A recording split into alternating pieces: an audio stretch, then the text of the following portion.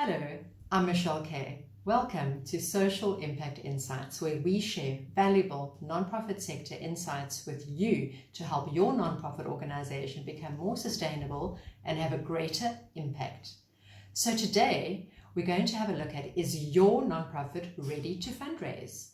I'm going to share some of the most common information and documentation requested by donors when you are fundraising. So the first section that we're going to have a look at is organizational documentation. So these are some of the most common documents that are requested by donors when you're busy fundraising. So the first thing that most donors will request is your registration documentation. So whether you're a nonprofit organization, a nonprofit company, or a trust, whatever your form of registration, you need to have your registration certificate with your registration number shown on it. The next key document that you need to have available for fundraising is your founding documents. So again, it could be your memorandum of incorporation, your trust deed, or your constitution. You need to have a signed copy of that ready to share with donors. The next item is a public benefit organization registration. Be sure if you are registered with a tax authority, with SARS for instance, if you're in South Africa, you need to have your PBO registration available. That will have a 9-digit registration number that you need to share with your donors.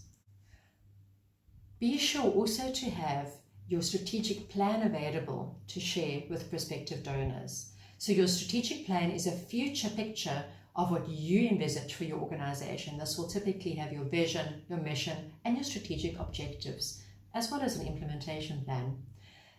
Then also have an organizational profile to hand. So your profile really shares your current status of your organization and also a bit of a historical view. What is your track record? What is your organization implemented to date? What is your history? And just a real overview of your organization. In this document, you can also share who has previously funded you, projects you've implemented, and of course your staff profile or capacity of the organization. You can also combine your strategic plan and your organizational profile into one document if you wish. Other type of information that you should have to hand if you are ready to write a proposal is information about your board members or directors. So detailed information, their names, identity numbers, also their track record, what their expertise are, and what their portfolio is within your organization. Many donors request this and will want different types of information from you. Then another really good item to have to hand is your organogram.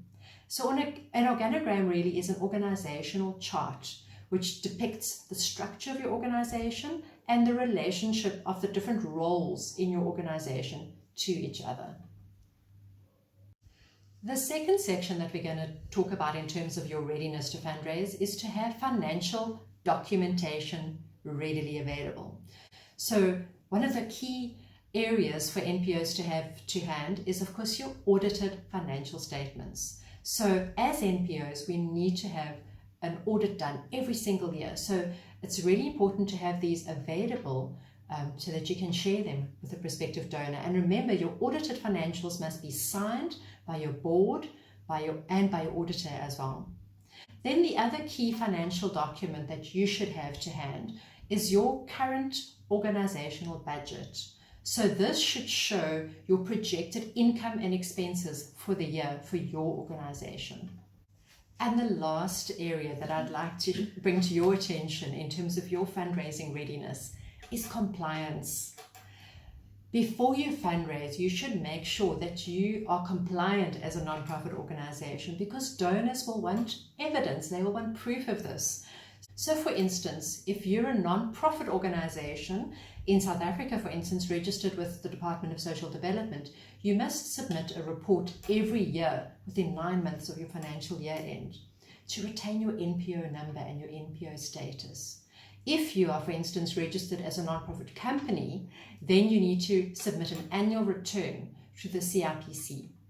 And if you are a SARS registered nonprofit benefit organization, then you need to also submit your annual tax return so that you can retain your PBO status. So we've prepared a checklist of the basic fundraising requirements for your NPO, which we're going to make available on our website. So click on the link that we're going to provide below to access this checklist. If you found value in this video, then please have a look at our website or our Facebook page, where we offer a lot more information about the services and training online as well as face-to-face that is made available, especially for NPOs. Social Impact Insights is brought to you by Social Impact Consulting.